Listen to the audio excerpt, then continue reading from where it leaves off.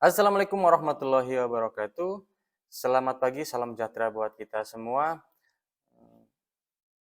Om Swastiastu, Namo Buddhaya, salam kebajikan. Yang terhormat Bapak Ibu Guru hebat, yang pertama-tama saya ucapkan terima kasih telah datang ke sini untuk bersama-sama kita belajar tentang mencegah intoleransi di sekolah. Terkait intoleransi yang ada di sekolah, tentunya kita sudah sangat terbiasa sebagai seorang pendidik. Yang selalu mengatakan kepada siswa-siswi kita bahwa kita harus mempunyai sikap yang toleransi, harus mencegah sikap intoleransi. Tapi sebenarnya apakah kita sebagai pendidik sudah paham tentang apa itu intoleransi? Sebaiknya kita perdalami dulu apa itu intoleransi, kita harus tahu dulu. Oke, kita akan langsung membahas kenapa kita harus mencegah intoleransi di sekolah.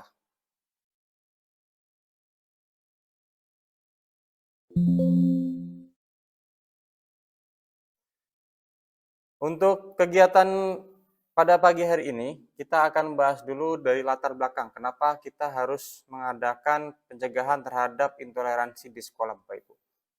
Yang pertama adalah kita tahu latar belakangnya apa. Yang latar belakangnya sendiri, yaitu kita harus memiliki satuan pendidikan yang merupakan wahana untuk mengembangkan dan menciptakan proses tujuan pendidikan. Melalui proses pendidikan yang menyatukan ranah pengetahuan, keterampilan, dan sikap. Kemudian ada pembinaan toleransi diharapkan mampu memberikan pemahaman bagi para peserta didik tentang semangat demokrasi, gotong royong, kebersamaan, kebinekaan, dan semangat kebangsaan.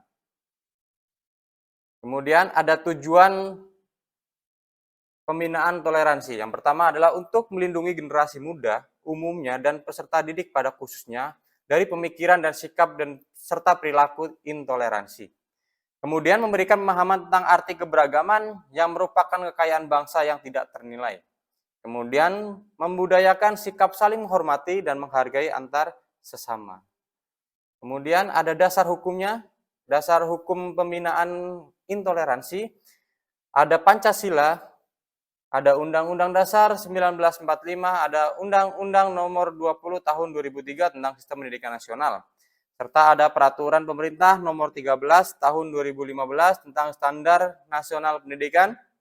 Kemudian ada Peraturan Pemerintah Nomor 55 Tahun 2007 tentang Pendidikan Agama dan Keagamaan. Kemudian ada Peraturan Presiden Nomor 87 Tahun 2017 tentang penguatan pendidikan karakter. Kemudian ada Permendikbud Nomor 39 Tahun 2008 tentang pembinaan kesiswaan. Ada Permendikbud Nomor 62 Tahun 2014 tentang pembinaan ekstrakurikuler, dan seterusnya bisa Bapak Ibu lihat. Kemudian ada apa itu toleransi? Baik, kita akan memahami dulu. Toleransi itu adalah tindakan yang disengaja oleh individu dengan berprinsip menahan diri dari campur tangan atau menentang perilaku mereka dalam situasi keragaman. Sekalipun individu tersebut percaya bahwa ia memiliki kekuatan untuk mengganggu. Kemudian toleransi terkandung dua kata kunci yang sekaligus berperan sebagai prinsip. Yang pertama ada kesengajaan, kemudian ada tidak mengganggu. Kemudian kita akan membahas apa itu pengertian intoleransi. Intoleransi adalah kebalikan dari semua prinsip yang terdapat dalam toleransi. Ada setidaknya 3 komponen intoleransi. Yang pertama adalah ketidakmampuan menahan diri, tidak suka kepada orang lain. Kemudian ada sikap mencampuri atau menentang sikap atau keyakinan orang lain, serta sengaja mengganggu orang lain. Jadi inti dari intoleransi adalah bahwa siswa atau kita ketika mempunyai perilaku intoleransi adalah di mana kita tidak mampu menahan diri kita untuk tidak suka dengan orang lain. Kemudian kita ikut campur dan menentang keyakinan atau sikap orang lain. Itu yang membuat hal-hal seperti itu yang bisa menyebabkan suatu konflik antar individu ataupun bahkan antar kelompok. Kemudian intoleransi dibagi menjadi dua, ada intoleransi pasif dan intoleransi aktif. Intoleransi pasif adalah intoleransi yang berada pada tingkat gagasan Kemudian ada intoleransi aktif, adalah intoleransi yang sudah diterjemahkan menjadi tindakan dan aksi. Biasanya kalau di dalam dunia pendidikan, khususnya pada anak-anak atau peserta didik kita, perilaku intoleransi itu adalah mereka biasanya suka membuli teman-teman yang berbeda agama, berbeda suku, berbeda warna kulit dan sebagainya. Mereka tidak bisa memberikan kesempatan untuk orang lain yang berbeda dengan mereka untuk melaksanakan kewajiban mereka baik agama ataupun budaya dan lain-lain. Kemudian selanjutnya kita ingin mencari penyebab terjadinya intoleransi itu apa sih sebenarnya? Yang pertama adalah pengalaman psikologis masa lalu yang menyedihkan atau menyakitkan. Kemudian ada kehidupan pribadi yang senantiasa dalam krisis dan tekanan. Kemudian ada pergaulan dengan orang lain yang memiliki pandangan intoleran dan radikalis. Kemudian ada bacaan yang diakses adalah yang menyebabkan kebencian, sikap tindakan bersaudara dengan mereka yang berbeda dan mendorong melawan negara. Kemudian ada keterdesakan kekurangan ekonomi dalam keluarga, menganut keyakinan kebenaran mutlak atas paham yang dianut dari gurunya dengan menyalahkan paham yang berbeda dengan gurunya. Nah, dari penyebab yang ada di sini, kita bisa melihat bahwa ternyata ketika seorang peserta didik melakukan tindakan intoleransi, banyak sekali faktor yang menyebabkan kenapa mereka bisa melakukan hal tersebut. Oleh karena itu, kita sebagai seorang pendidik harus bisa memahami karakter peserta didik kita setiap individunya. Apalagi kita sebagai seorang pendidik harus memberikan contoh bahwa kita mempunyai jiwa toleransi yang sangat tinggi. Kita tidak boleh membeda-bedakan siswa kita yang berbeda agama, suku, dan lain-lain. Kemudian ada intoleransi merupakan embrio dari radikalisme atau terorisme ternyata. Yang pertama ada rasa egois yang kemudian diarahkan menjadi bentuk intoleransi, kemudian ke arah radikalisme, sampai titik puncaknya adalah di mana mereka menjadi seorang teroris.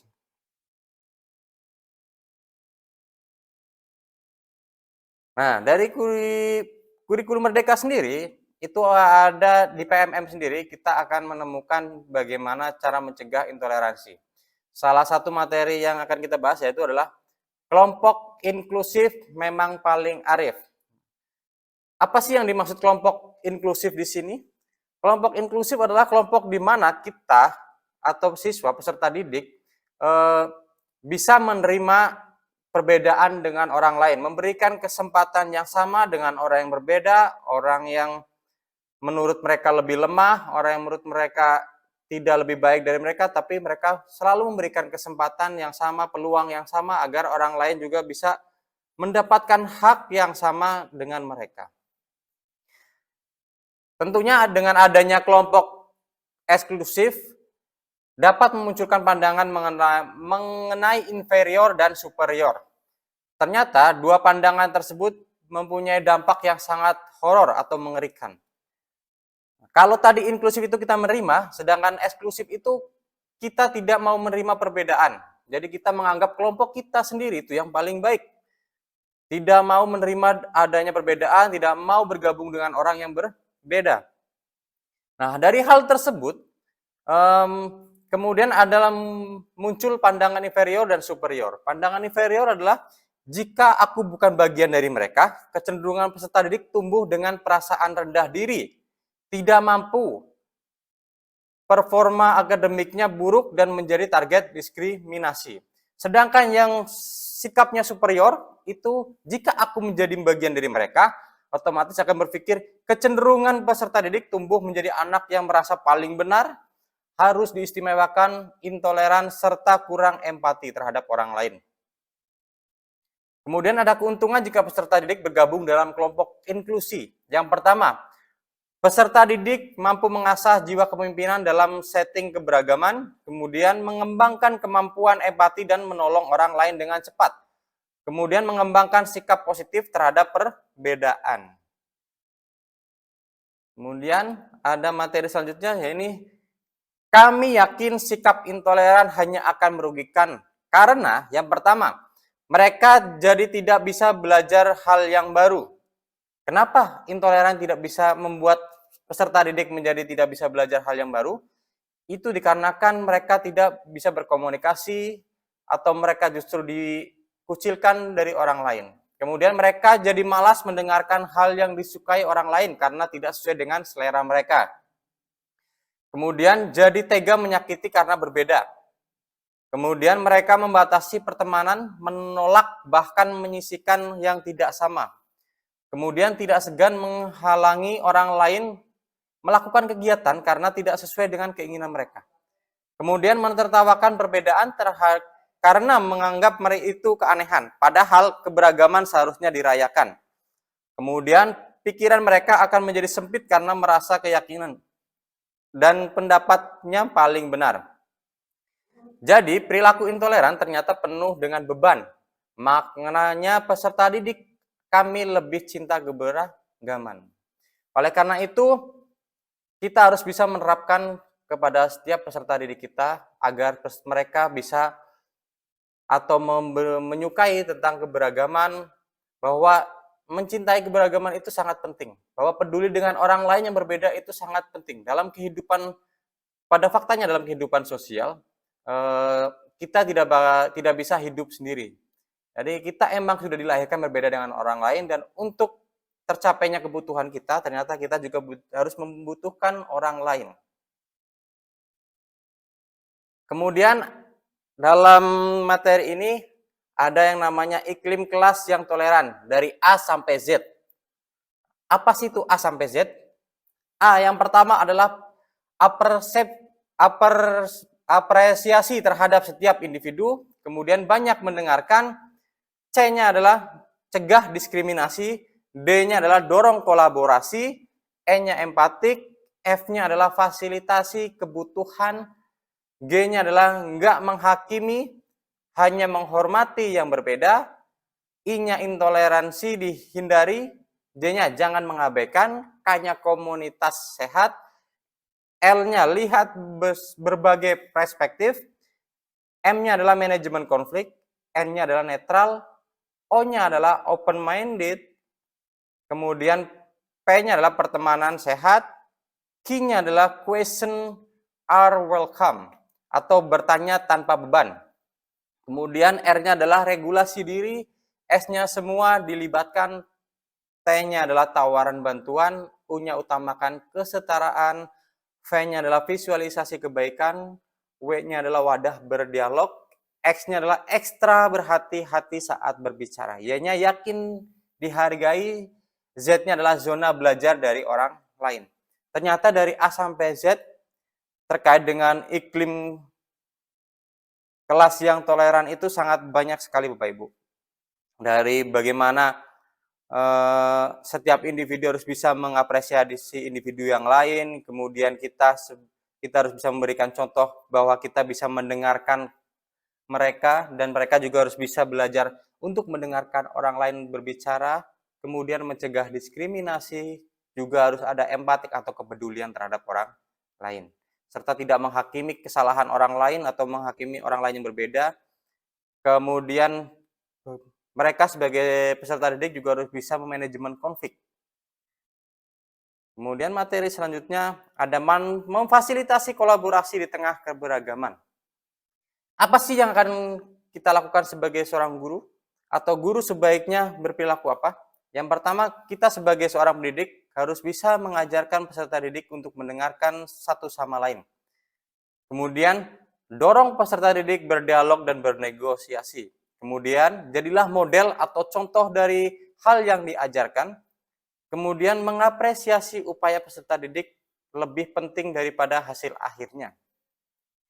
Nah, kita sebagai seorang guru ternyata itu harus juga bisa memberikan pengajaran. Jangan sampai kita mengajar tanpa mau mendengarkan kritik dan saran dari mereka peserta didik. Tapi kita harus bisa memberikan contoh bagaimana cara mendengarkan yang baik. Salah satunya adalah langkah awal kolaborasi adalah kemauan untuk mendengarkan berbagai perspektif atau pandangan. Kemudian mendengarkan adalah keterampilan di mana orang bisa merasa diterima dan dihargai. Ini akan membangun rasa aman untuk peserta didik. Ternyata dengan kita mendengarkan mereka saja, mereka sudah sangat bahagia dan bisa merasa dihargai oleh kita. Nah, apalagi kalau mereka bisa menerapkan hal tersebut, bisa mendengarkan apa yang orang lain sampaikan, itu akan menjadi sebuah kebaikan. Kemudian kita juga harus bisa mendorong tadi peserta didik agar bisa berdialog dan bernegosiasi dengan orang lain. Yang paling perlu kita perhatikan adalah kita harus bisa mengapresiasi upaya peserta didik yang lebih penting daripada hasil. Kebanyakan dari kita sebagai seorang pendidik ada yang hanya menilai siswa dari hasil akhirnya saja. Padahal sebuah pendidikan adalah sebuah proses di mana kita memberikan pendidikan dari awal sampai akhir dan penilaiannya juga dari awal sampai akhir. Tapi kita lihat yang paling utama adalah bagaimana sih perkembangan peserta didik kita, bukan hasil akhirnya. Tapi kita harus melihat ada nggak sih perkembangan peserta didik. Kalau peserta didiknya meskipun sedikit sekali, kalau itu sudah ada perkembangan, itulah yang harus kita utamakan. Jangan sampai kita hanya melihat nilai akhirnya saja, tapi bagaimana siswa kita atau peserta didik kita berkembang dengan baik, sedikit mungkin juga harus berkembang. Kemudian hal apa yang harus kita hindari? Yang pertama, tidak percaya kemampuan peserta didik. Nah, kita sebagai seorang pendidik harus percaya bahwa setiap individu dari peserta didik adalah individu yang spesial. Mereka punya kelebihannya masing-masing dan kita harus selalu percaya bahwa mereka pasti punya kemampuan dan kelebihannya masing-masing. Kemudian kita tidak boleh menyepelekan ide atau perkataan dari peserta didik. Ketika kita mungkin mengajar, kita biasanya hanya fokus menyampaikan materi, tapi kita melupakan bahwa kadang siswa juga menyampaikan ide-ide apa yang harus mereka lakukan, apa yang membuat mereka senang dalam pembelajaran. Nah, kita sebagai seorang pendidik harus bisa fokus dan memperhatikan ide-ide yang mereka sampaikan. Kemudian menuntut kesempurnaan dan memberi ekspektasi yang tinggi. Ternyata kita sebagai seorang pendidik tidak boleh memberikan ekspektasi yang terlalu tinggi atau memberikan kesempurnaan, target kesempurnaan bagi seorang siswa. Karena apa?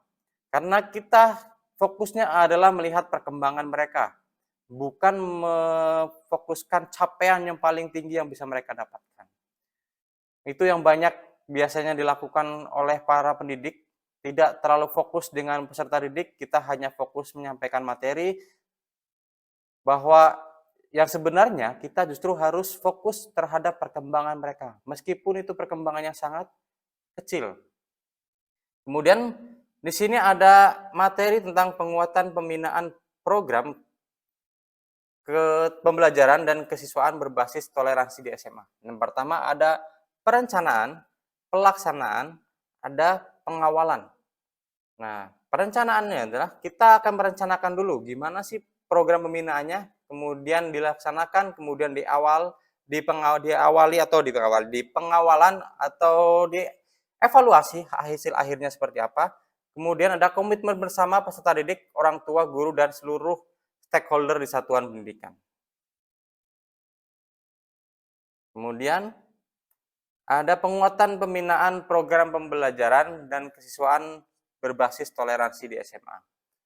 Yang pertama apa itu perencanaan? Perencanaan bisa dilakukan melalui program kurikulum, melalui program kesiswaan dan OSIS serta ekskul. Kemudian melalui program sarana dan prasarana pendukung kegiatan. Kemudian ada program humas melalui kerjasama dengan lembaga yang terkait. Kemudian ada pelaksanaan. Dalam program pelaksanaannya ada beberapa. Yang pertama adalah program pembelajaran yang meliputi modeling atau keteladanan, habit atau pembiasaan, kemudian penugasan yang terstruktur. Dalam program kesiswaan meliputi tutor sebaya, konselor sebaya, pembinaan upacara sebaya, siswa senang berbagi. Kemudian ada pengawalan. Pengawalan di sini ada pihak sekolah yang bisa bekerja sama dengan eksternal atau bahkan bekerja sama dengan pihak internal sendiri di sekolah. Dilaksanakan secara komprehensif atau menyeluruh, berkesinambungan, serta bersinergitas antar semua pihak. Modeling langsung dari seluruh warga sekolah dan orang tua, khususnya dari kita sebagai seorang pendidik harus bisa memberikan contoh yang baik, contoh yang toleransinya tinggi terhadap perilaku-perilaku kita terhadap orang lain. Kemudian modeling juga contoh orang sukses dengan mengedepankan sikap toleransi. Nah, sukses di sini maksudnya kita memberikan contoh tentang toleransi terhadap orang lain. Kemudian satu keteladanan lebih baik daripada 1000 nasihat. Itu kata pepatah yang sering kita dengar.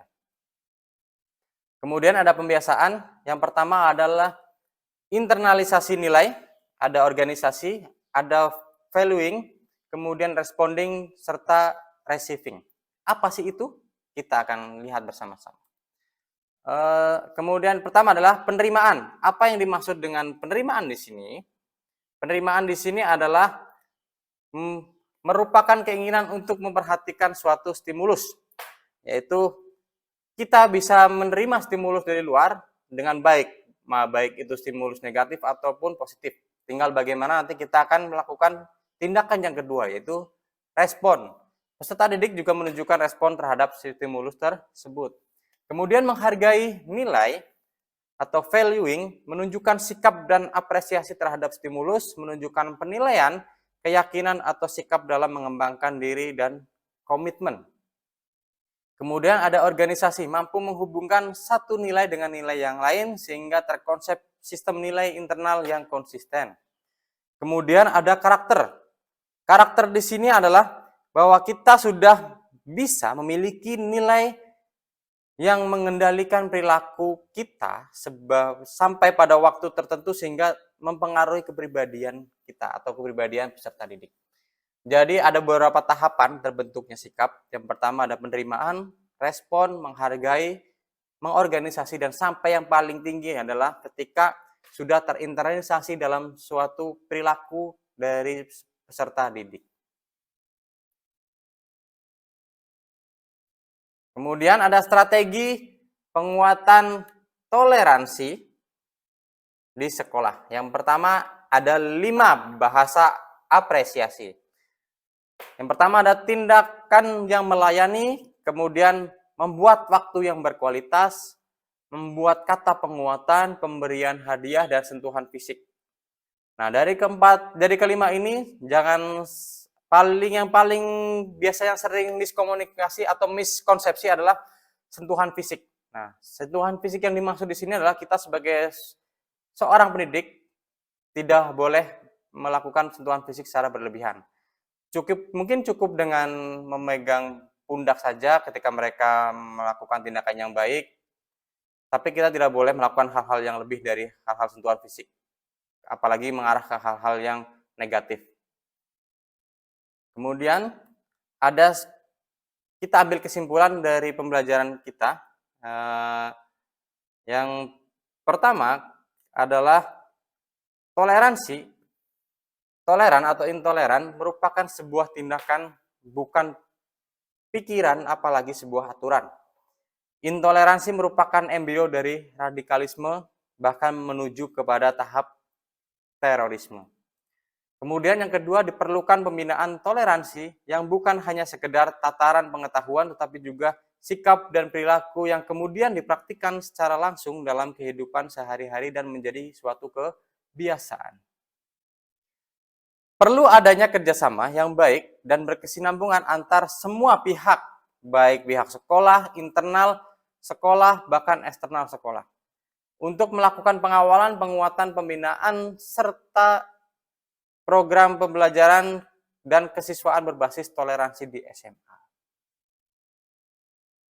Itu saja yang bisa saya sampaikan. Terima kasih Bapak Ibu, semoga dengan materi ini kita bisa saling mendapatkan ilmu, kita bisa menggunakan ilmu yang kita dapatkan untuk pembelajaran siswa-siswa kita atau peserta didik kita, dan semoga materi ini bisa bermanfaat buat kita semua. Terima kasih. Wassalamualaikum warahmatullahi wabarakatuh.